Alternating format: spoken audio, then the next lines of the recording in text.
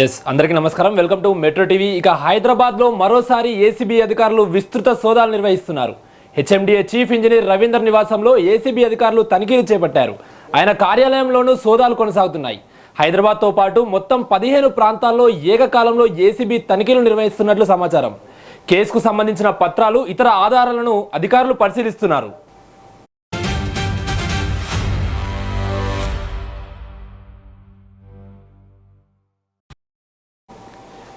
చూస్తున్నాం కదా, మొత్తంగా అయితే ఇటు హెచ్ఎండిఏలో చీఫ్ ఇంజనీర్గా పనిచేస్తున్నటువంటి రవీందర్ ఇంట్లోనైతే ఈరోజు ఉదయం నుండి దీనికి సంబంధించిన ఏసీబీ రైడ్స్ అయితే కొనసాగుతున్నాయి. మనం మెట్రో టీవీపై స్క్రీన్ పైన ఎక్స్క్లూజివ్గా చూస్తున్నాం. ఇటు రవీందర్ ఇంట్లో ఏసీబీ అధికారులు విస్తృతంగా సోదాలు చేస్తున్నటువంటి విజువల్స్ మనం మెట్రో టీవీ స్క్రీన్ పైన ఎక్స్క్లూజివ్గా చూస్తున్నాము. సో మొత్తంగానైతే అతని దగ్గర కోట్ల వరకు కూడా అక్రమ ఆస్తులు ఉన్నట్లయితే ఏసీబీ అధికారులు గుర్తించిన నేపథ్యంలో మొత్తంగానైతే ఈరోజు ఉదయం నుండి అతనింటితో పాటు మొత్తంగా మరో 15 చోట్ల కూడా అతనికి సంబంధించిన ఏసీబీ రైడ్స్ అయితే కొనసాగుతూ ఉన్నాయి.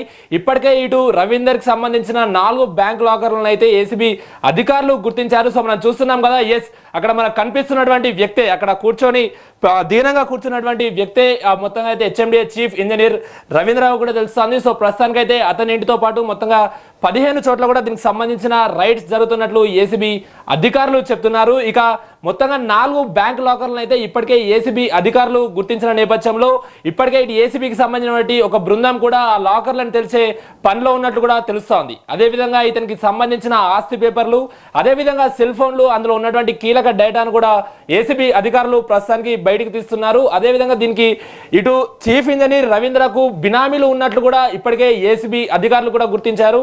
ఆ బినామీలు ఎవరు ఏంటి అన్న కోణంలో కూడా దీనికి సంబంధించిన పూర్తి దర్యాప్తు అయితే కొనసాగుతున్నట్టు ఏసీబీ అధికారులు చెప్తున్నారు. ప్రస్తుతం మనం మెట్రో టీవీ స్క్రీన్ పై చూస్తుంది రవీంద్ర ఇంట్లో జరుగుతున్నటువంటి ఏసీబీ సోదాల విజువల్స్ ని మనం ఎక్స్క్లూజివ్గా కూడా చూస్తున్నాము. మొత్తంగా ఈరోజు రాత్రి వరకు కూడా దీనికి సంబంధించినటువంటి సోదాలు నిర్వహించే అవకాశాలు ఉన్నట్లు కూడా ఏసీబీ అధికారులు చెప్తున్నారు. ఇక బ్యాంక్ లాకర్లు ఓపెన్ చేస్తే అందులో కూడా కోట్ల వరకు రూపాయలు ఉండే అవకాశాలు కూడా ఉన్నట్లు వాళ్ళు చెప్తున్నారు. ఇక అదేవిధంగా తన దగ్గర ఉన్నటువంటి బంగారు ఆభరణాలు, అదేవిధంగా వెండి ఆభరణాలు ఎంత ఉన్నాయి ఏంటి అన్న కోణంలో కూడా విచారణ జరుగుతుంది. ఇక మెయిన్గా కూడా ఇటు రవీంద్ర ఇంట్లో పెద్ద ఎత్తున ఫారెన్కి సంబంధించినటువంటి మద్యం సీసాలు ఉన్నట్లు కూడా ఏసీబీ అధికారులు గుర్తించారు. వాటిని ఎక్కడి నుండి తీసుకొచ్చారు ఏంటి అన్న కోణంలో కూడా ఇటు రవీంద్రాని విచారిస్తున్నారు. ఎందుకనంటే పెద్ద ఎత్తున కూడా సాధారణంగా 1-2 బాటిల్స్ కంటే ఎక్కువ కూడా ఫారెన్ బాటిల్స్ ఉండకూడదు. కాబట్టి ఇంత పెద్ద ఎత్తున విదేశీ మద్యం సీసాలు ఎక్కడి నుంచి వచ్చాయి ఏంటి అన్న కోణంలో కూడా అటు రవీంద్రాన్ని అయితే అధికారులు ప్రశ్నిస్తున్న పరిస్థితి కనిపిస్తూ ఉంది. ఇక బినామీలు ఎవరు, అందులో ఎక్కడికి సంబంధించిన వాళ్ళు ఏంటి, వాళ్ళ పేర్లపైన ఎన్ని ఆస్తులు ఉన్నాయి అన్న కోణంలో కూడా మొత్తంగా వివరాలు బయటికి లాగే ప్రయత్నంలోనైతే ఏసీబీ అధికారులు ఉన్నారని చెప్పుకోవచ్చు.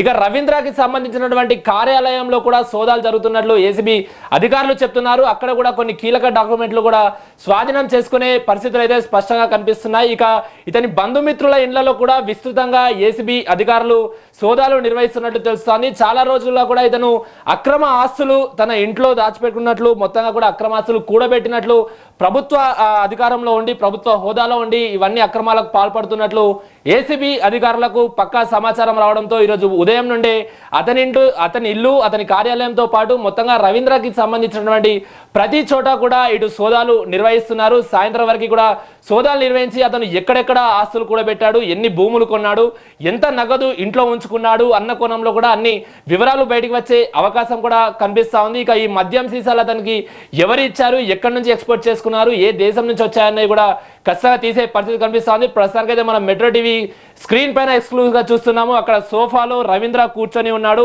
ఇక ఉన్న మిగతా వారందరూ కూడా ఏసీబీ అధికారులు అతనికి సంబంధించినటువంటి వివరాలు అడిగి తెలుసుకుంటున్నారు. మొత్తంగా అతనికి సంబంధించిన ల్యాప్టాపే కానీ సెల్ ఫోన్లే కానీ సెల్ ఫోన్లో ఉన్న కీలక డేటాను పూర్తిగా కూడా తీసే పనిలో అయితే ఏసీబీ అధికారులు ఉన్నారు. ఈరోజు సాయంత్రం వరకు కూడా దీనికి సంబంధించినటువంటి ఏసీబీ అధికారులు సోదాలు నిర్వహించే అవకాశం ఉన్నట్లు కూడా చెప్తోంది. ఇక మొత్తంగా HMDA chief engineer Ravindra Bhagavatam అయితే ఈ సోదాల నేపథ్యంలో కూడా బయటపడే అవకాశాలు స్పష్టంగా కనిపిస్తున్నాయి.